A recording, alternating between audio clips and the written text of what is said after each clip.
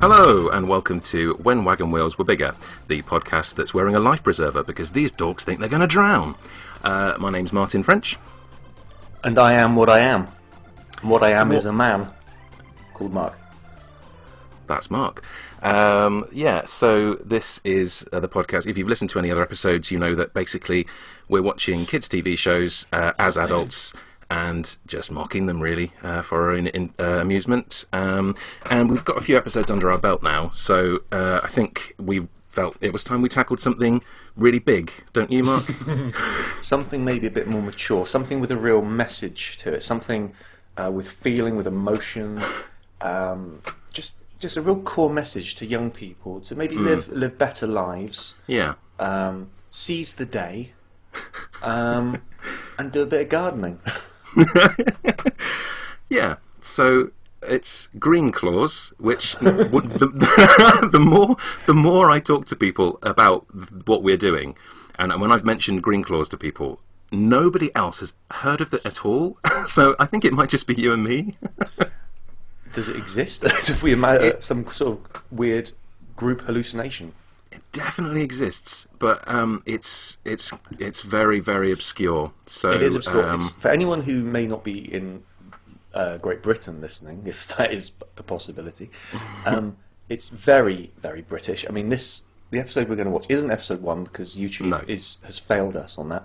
But and that's the extent of how far we'll look for things. That's the extent of it. I mean, I'm tired. I'm 36. I'm a tired man.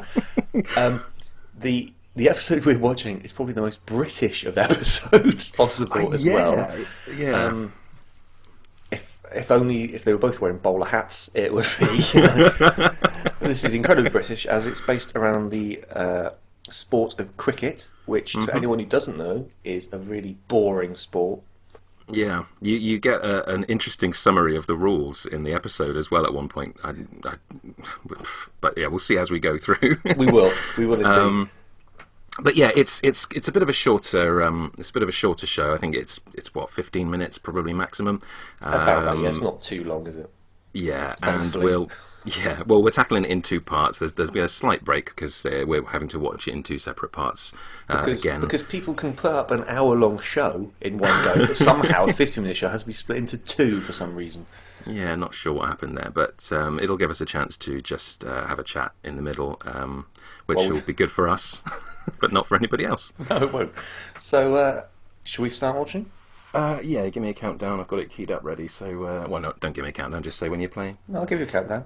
All right. 3, 2, 1, snarf. Never gets old. Now, my first problem is with the lyrics of this song. Yeah, I have a problem with those. Greenclaws greenhouse. Greenclaws grows them crazy plants. This is for children. It's not teaching them good grammar. No, it's already just failed from within the first 10 seconds. It has failed. What is he as well? Well, for anyone unfamiliar with Greenclaws, he's basically a cross between the Absorbaloff, which is a creature designed by a child for the very worst episode of Doctor Who ever, and the Mel B character from Bo Selector, which again is very British, and it probably won't help in that description. See, I was wondering if he's some sort of maggot. He's quite maggoty, but then he's got like a furry tail, and he also seems to have toilet paper stuck in the folds of his fat as well. Yeah, he's actually a nightmarish thing to look at, isn't he? He's some sort of parasite, I think. Yeah, he definitely is. I wonder, as we go through the episode, actually, whether he's just in Iris's imagination, because that would really explain lots. But there you go. Because it's quite, he looks like he's shut away here. He's playing cricket on his own, which is quite sad to see. So is he allowed to see humans, or other humans, apart from this one? Should be. If this is a human? I mean, to anyone who's never played cricket, this is exactly how cricket is played, with a bit of with a ball on a bit of elastic, watched by a 40-year-old woman dressed as a schoolgirl. Which she picks up a tennis ball as well and goes, "Ooh, cricket." I find her disturbing. She's very disturbing. This is such an 80s outfit she's wearing as well. It's terrible. But I'd have liked to have seen episode 1, actually, because I'd How love they to know met. how they actually met. Yeah. I imagine he was being chased by the villagers with pitchforks and flames, Yes, and probably. she kind of befriends him.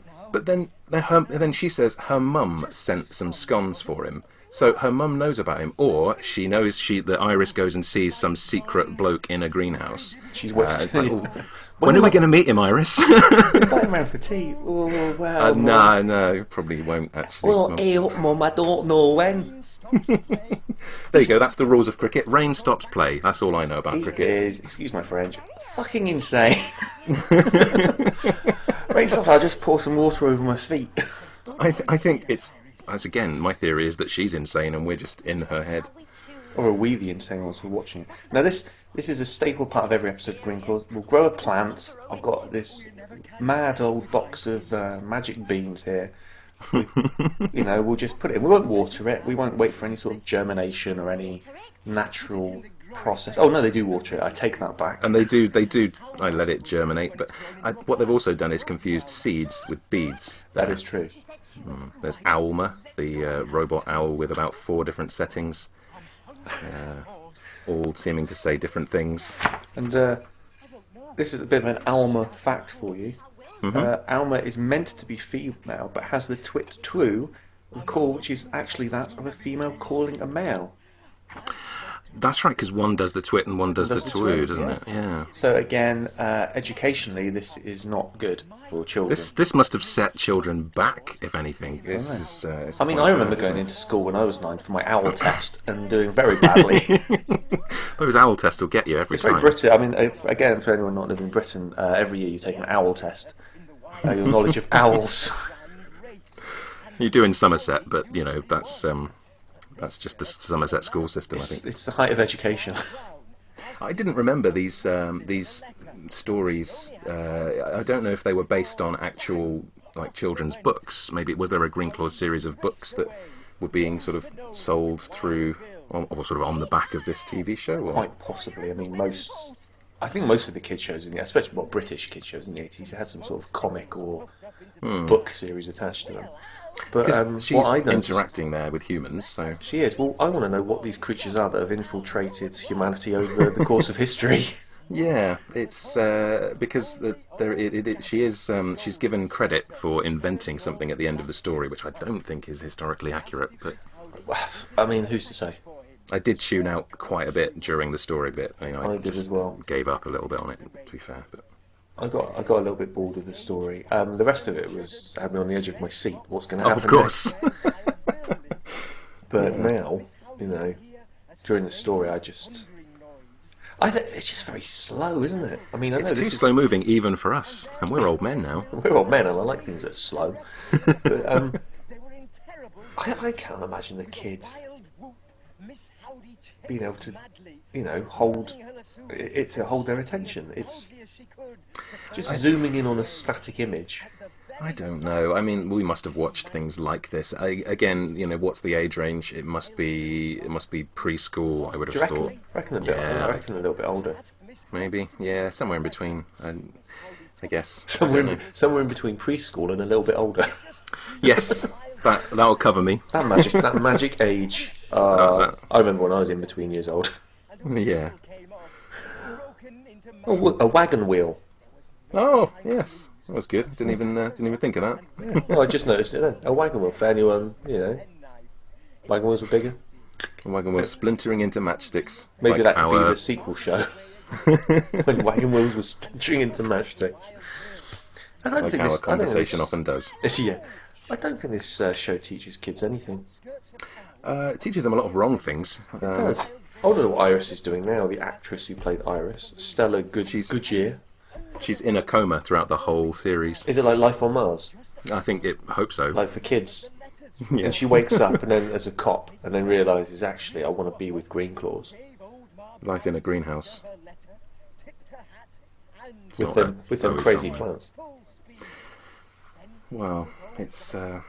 There's a lot of innuendo throughout the whole thing as well, which I sort of didn't really want to... I didn't know if I wanted to mention or not, Is but there? maybe I was looking for it. There's certain talk of cream, talking about riding a horse. They mention cowgirl. Maybe I was looking for innuendo. I don't know. You went horribly quiet. Never mind.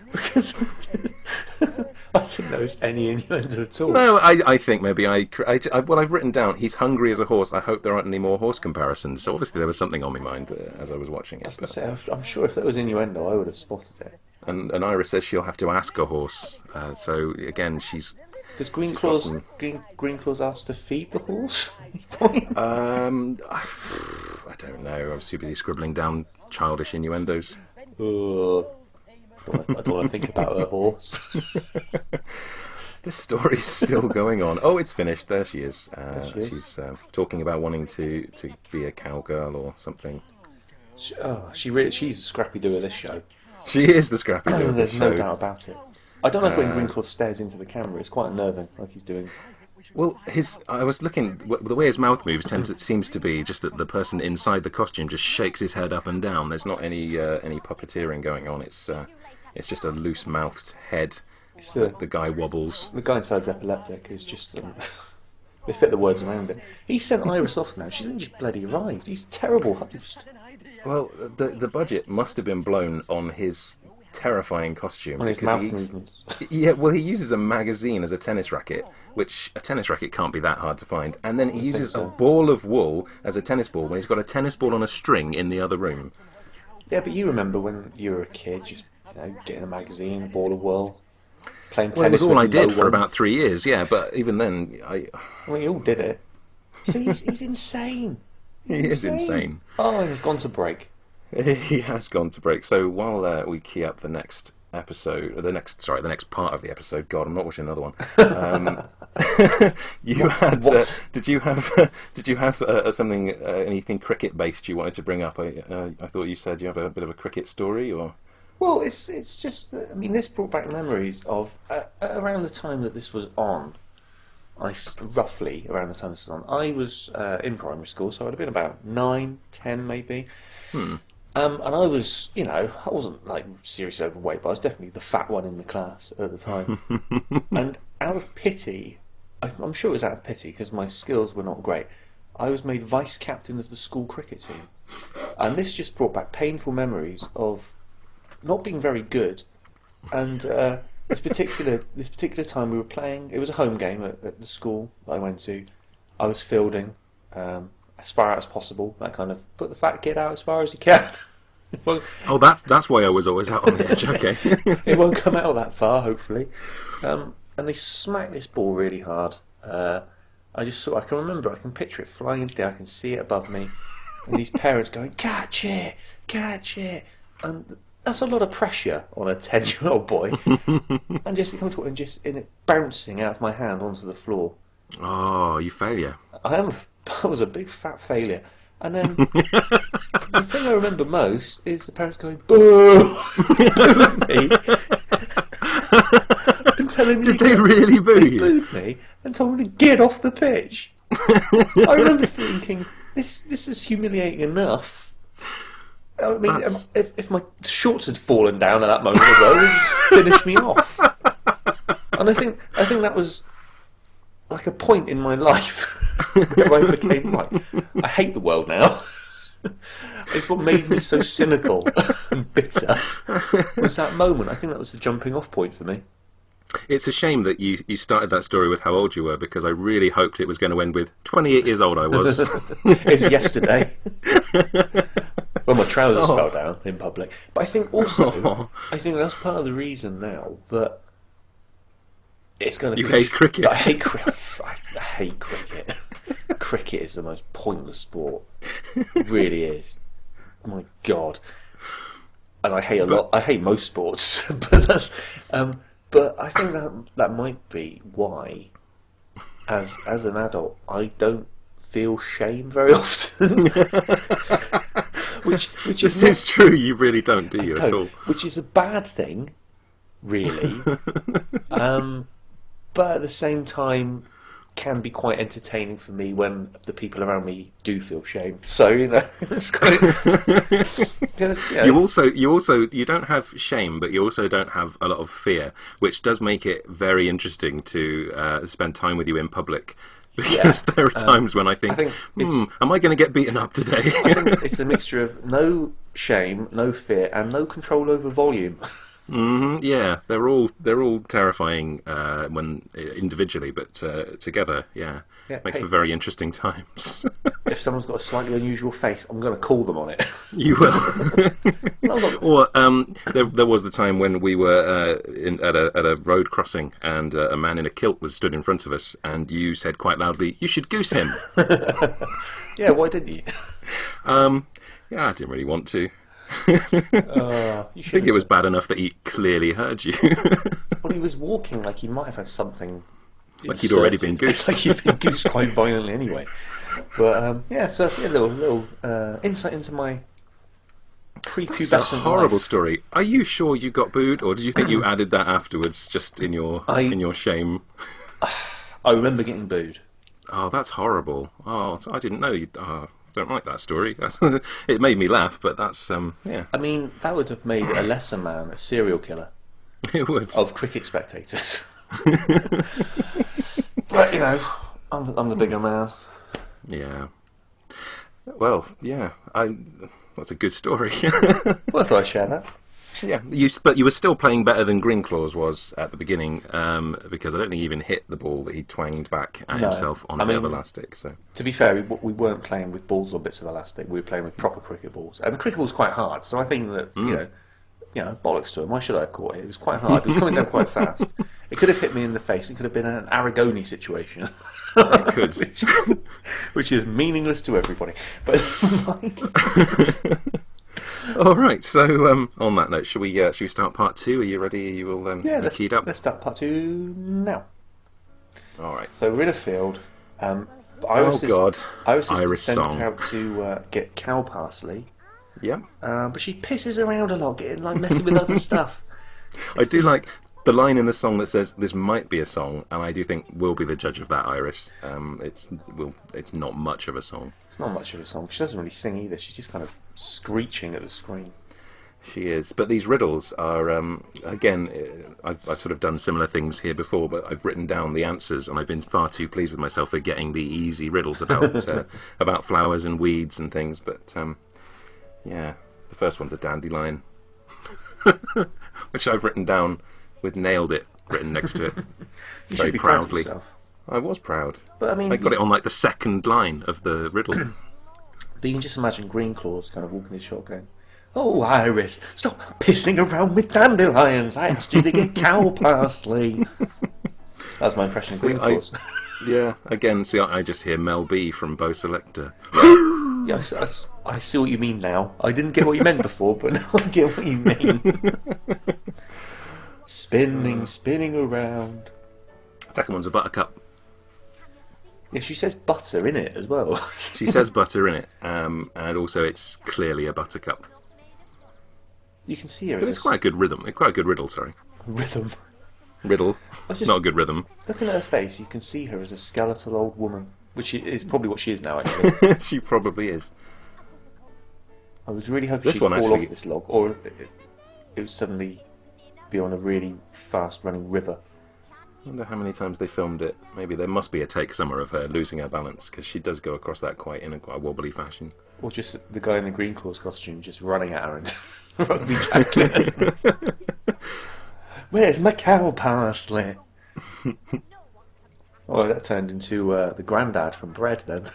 Yes. Iris, where's me pudding? I want me pudding. It's sort of all northern voices, It is, really. Just mashed into one. He's the most northern of all the scary monsters of kids' TV who lived in greenhouses. Greenclaws. God, is this song not over yet? No, it's still going on. I've just noticed she's got a pearl necklace. Don't really want to comment anymore on that.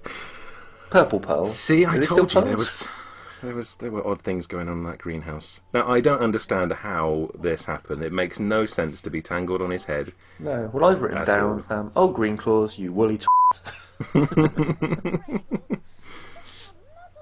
How did you do this, Greenclaws? It's a sex game gone wrong, Iris. Or gone right, depending on how you look at it. And also, it was on his hat, so it wasn't even like it was tangled in his fur. He's wearing the hat covering So that. she hadn't even brought back cow parsley. This isn't cow parsley, you moron. You damn Didn't have a bitch. riddle song about that, did you? Stick it up your front bottom. But And then she just puts it in a jar because it's the closest thing to her, and this is clearly not scripted. oh, the plant is ready. So setting 1 of Alma is to it, which apparently is a positive sound. And then all the questions sound the same. Yes. So again, I've put here, just take the plant out. You own it, Greenclaws. Do what you want. he could do very. I don't know. Maybe that owl, if they did take it out before it was ready, would attack them viciously. Maybe it's like the owl in Jason and the Argonauts. Not Jason and the Argonauts. Clash of the Titans. I wish it was like that. Because I hated that owl as well.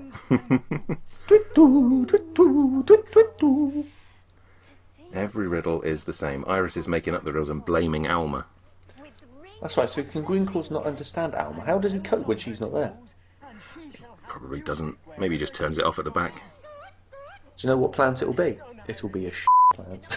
See, now, well, when the plant comes out, we'll talk about it again, I suppose. But it doesn't make any sense because all these clues are sort of horse-related, Yeah. and the plant that comes out has nothing to do with horses, unless I missed something really obvious. Wait, what was this? How did a lady ride a horse? Wasn't it? And it was. What was the answer? Oh, I don't know. Was it from the Ryder Cock Horse? No, No, is there's that how not what does they did? I've got the sound down there, so I can't remember what she said. But it's not like how does the lady ride? She says like this, trippity trip, or some rubbish. Anyway, Don't understand. this is not in any way educational. I do not understand how I got commissions. It's really not. And this is well, if we believe the episode numbering here, it's episode 10. So I know. I think there's only one series, though, thankfully. I don't know. I thought I saw links to series 2. I don't think that's a real tree. No. See, now the plant that comes out is some kind of games plant. So I don't know. Maybe am I being stupid? I'm not really finding the link between all the horse clues that Alma was apparently giving Iris Oh, come secretly. on, don't you get it? Oh yeah, Horse. now I see. Table tennis, ping pong sounds a bit like clip clop. I don't know, but no, there's nothing, is there? Isn't horse a euphemism for drugs, for some kind of drug? It is. That would explain a lot more of the episode to me. It's a euphemism for heroin, isn't it? I'm on I the think horse. so, yeah. Although actually, this plant design is quite clever. You know, ping pong bats for leaves, and ping pong balls on there, and I don't know what the weird I think the problem tissue bit was. with this is kids in the 80s watching this probably planting all kind of rubbish in their garden, expecting They things probably to grow. did. Script. I would have That's a thought so, joke, isn't yeah. it? It was a script, apparently. Script by somebody. So, of course, we've got some facts this time about the show. Well, we've at least read a little bit about it. Yeah. There's also just one more Alma part coming up here where she does a creepy Anne Robinson dead-eyed wink. Oh, God. Ugh. Yeah. Kinda Yeah, that sexy. wasn't nice. Oh, the Adventures of Spot were on next. Oh, never mind. Yeah. that was 1989, so that puts you at about, what, 11? How dare you? I would have been 10. 10. There I'd you have been go. a youthful 10. A youthful 10. And I would have been on the cricket team. that makes sense then. Crying in the car back with my teacher going, oh, why am I so rubbish? I don't want to play cricket anymore. You're vice captain. You've got responsibilities. Be a man. I don't want to be a man. I'm 10. Sorry, flashback. One day of crying, but then that did give you, a good grounding in not caring anything about what anybody said to you ever again. So, Yeah. It's good sacrifice. It's quite It's quite painful reliving it, though. Well, clearly. Greenclaws. Actually, there were two series because on the side of YouTube it's kind of like series 2. So I lied about one series. I wasn't. I knew there were number. Again, you're counting on YouTube. Who knows if it's true or not? But, That's my answer. yeah, it's as much as any of us can really So care about. that was Greenclaws starring Stella Goodyear and Nick Mercer. Starring being very generous. I think the Word. the dream team of the 80s in history. But of course, we've looked up some other things they were in. Do you want to? Well, a couple of other things. That Well, one thing each that they were in. I mean, there were other things on IMDb, but these were the most interesting to us, I think. So, you obviously Well- Stella Goodyear. Stella Goodyear was in. Well, it says she was in the bill, but I think every actor in the UK has probably been in the bill at some point. The bill, so. for anybody who doesn't know, well, it's not on anymore, but it was a sort of soap opera about police, basically, and yeah, it's sort of one of those things where there would always be a criminal, a minor actor playing a criminal in an episode every week or every episode anyway. You could say it was a soap opera. You could say that. Oh, I thought that was funnier. It was funny. I was quite pleased with that. It was good. That was off the cuff as well. It was brilliant then. Well done. I haven't written that down or anything. Yeah, so appeared in the bill probably once, and she was also in a sort of gritty, another sort of, was it prison-based TV show? The Governor. The Governor. But you didn't which say I haven't seen. But you didn't say what she played in the bill. I didn't look up that far. Did you look up what she played? Yes, I did. She played a lovely, sexy prostitute. What apt casting for such a beautiful lady. I mean, would you?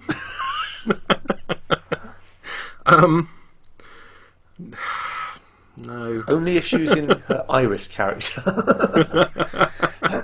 And Nick Mercer, the man who came up with Greenclaws. Oh my God, he created it. And numerous other kids' shows. Nick Mercer, did I say his name already? I can't remember. Yes, you did, yeah. But he once played a mechanic in an episode of Last of the Summer Wine. Which, again, I saw he was in, but I saw that there were also about 453 names listed, and I couldn't be bothered to scroll through and find out who he played. Well, I can't work IMDb. You just put in their name and then put filmography, and it just brings up who they were. Oh, I'm not using it. You're not using it proper.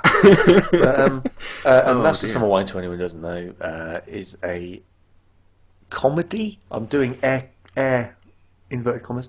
It's the intent. It's a comedy based in Yorkshire, I think. Somewhere there, like up somewhere up north again. North.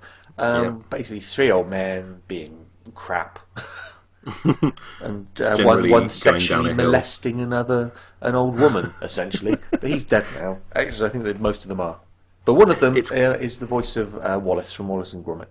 Yes. Peter Sallis, not Peter Sallis. That's Peter Sallis. Yeah, that one, Peter Sallis. That's the one.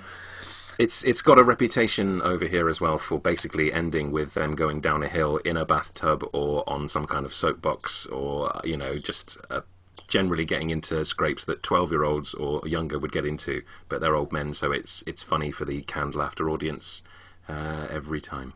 Yeah, it's actually finished now, hasn't it? It has. I think it finally got put out of its misery a couple of years ago. Yeah, I thought hopefully with a lethal injection to all involved. No, they wouldn't have bothered. They'd have just let time run its course because it wouldn't have been long. It wouldn't have been long at all. That could well end up being horribly topical if anything happens to any of those old men in between us recording and this going up. Well, if so, I apologise, I suppose. We'll check the papers and tweet about it on the day. Oh, look at that, we were right, they're all dead. They're all dead. They're all dead. To be fair, they're all close. So. They're all close to death. I mean, Russ Abbott, of course, was in a later series. Oh my God, he wasn't he? From Russ Abbott's Madhouse and other things Russ Abbott was in. But again, and Last of the Summer Wine. And Last of the Summer Wine. And of course, the great song, What an Atmosphere. Everyone's favourite party anthem from the 80s. For if you're at a dancing party, as he says. Which, in the again, was the song that introduced your 30th birthday party, wasn't it? It was the song that was on as people sort of entered the building. If I'd had my way, it would have been on a loop for the whole evening. All night. Because, I was hoping to get an atmosphere, and I thought by having Russ Abbott telling people that there was an atmosphere, and indeed what an atmosphere, an atmosphere would happen. Would be created magically. Be created by Russ Abbott telling people that there was one. Through Russ Abbott's words. I mean, there is always an atmosphere, of course. Well, generally, but I was hoping for a party atmosphere. I think you got it. So, do you have a favourite character in Greenclaws? Let me flip a coin a minute. No. Don't you? Oh, that's not fair, actually, because of Alma, of course. Well, the parrot is a parrot called Percy. I like the parrot because he only sort of he spoke once at the beginning, or he made a noise once at the beginning, and then he flapped loudly at the end, trying to sort of upstage them and distract them and make them have to do it again. Probably trying to escape. So he's my favourite character, Percy the parrot. Oh, I'm going to go with Percy the parrot as well. Okay, that's good then. So we're unanimous in that decision. Decision made. Sorted. Oh, I can go home and I am home. So, but I can go to bed happy now, knowing that Percy is the best. My home, not your home. No, well, I'll look behind me then for a second. But we're not together while recording this, so maybe we should comment that we're actually doing this over Skype, which has its own perils. Not perils. Yeah, that's extreme. That's why it's so disjointed. Yes, I'm going to leave a really long gap there when I edit them together. No, I'm not. It'd be quite funny. So that was Greenclaws. Again, I don't think we've discussed this. Have your children seen Greenclaws, or did you make them watch it with you? No, I watched it on my own when I was ill. Oh. I needed someone to pick me up, and this didn't do it. Yeah, not the best choice. No. Do you think they would? I mean, they're too old for it now. No, they're far too old. They would have watched it when they were younger, or if you'd have put it in front of them? No, I don't think they would, to be honest. I mean, it was all in the night garden and all that nonsense when they were little.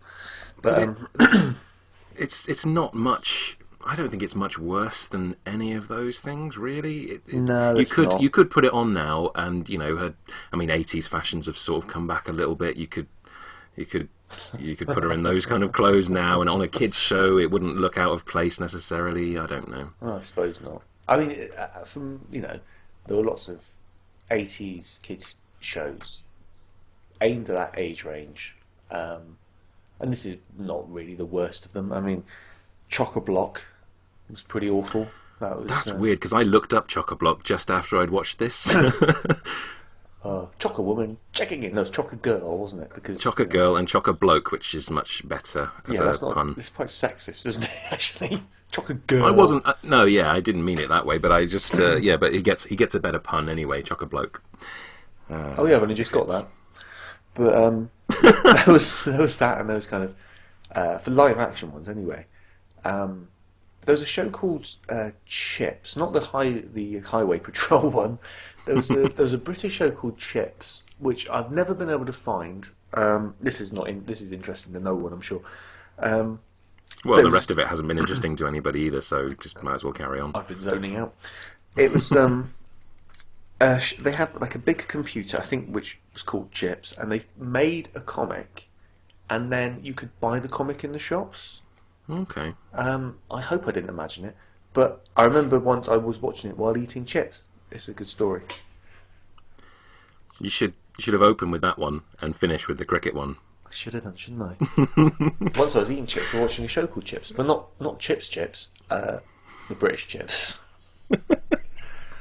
Well, maybe we'll look that one up. I think with these shorter shows, it might be worth our while taking a couple and watching a couple of episodes of two different things, maybe back to back. Yeah. Although saying that, we've still managed to go for nearly 35 minutes on Greenclaws. So yeah, we got quite a lot out of this one, but it wasn't as because I remembered this quite well, so I knew I did as well. Pretty much what I was going to be seeing. I had forgotten that there was a little storybook part in there, but yeah, the theme song, I would have been able to tell you what the words were. Yeah, I knew the words. I remembered the names. I think we both remembered twit twit twit as being every riddle. So I think this was something we probably watched after.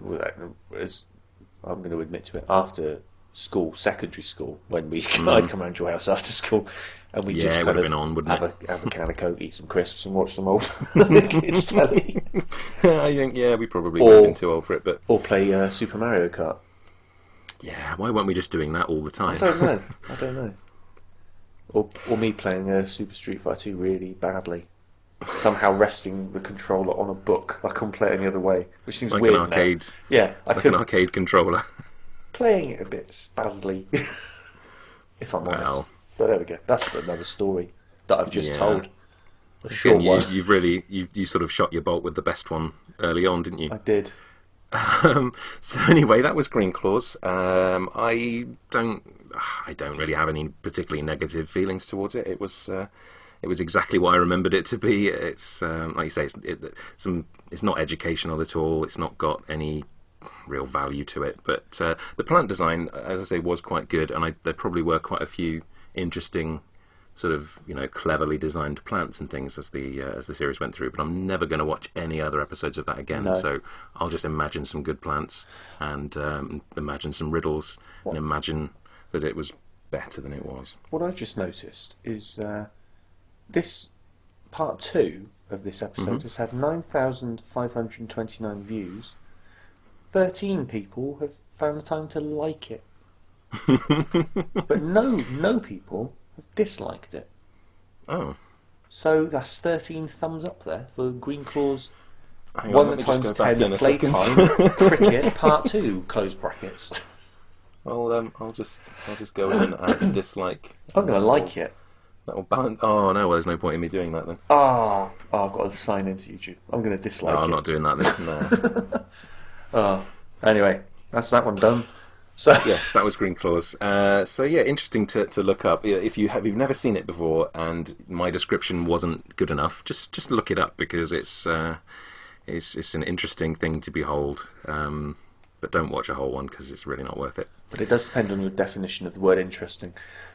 Yeah, I suppose it does. So yeah, I guess we'll wrap this one up. So you can find us on Twitter if you care, if you want to follow us. I don't know, but if you do download this on iTunes, you will also be able to find on our YouTube channel. If you just look for Too Much Jam, the audio with the video of the episode in sync, almost perfectly. So you can watch them together to kind of get a visual representation of what we're talking about. But like I said, you can find us on Twitter, which is @SpreadTheWhimsy, and you can also find our Facebook page, which you will find on the Twitter feed, because I can't remember off the top of my head what it is, but facebook.com/toomuch.jam, I think. So that will do us for this week's episode. Thanks very much for listening, and we'll see you again soon. Yeah, thank you very much. Bye. Cheers then. Bye.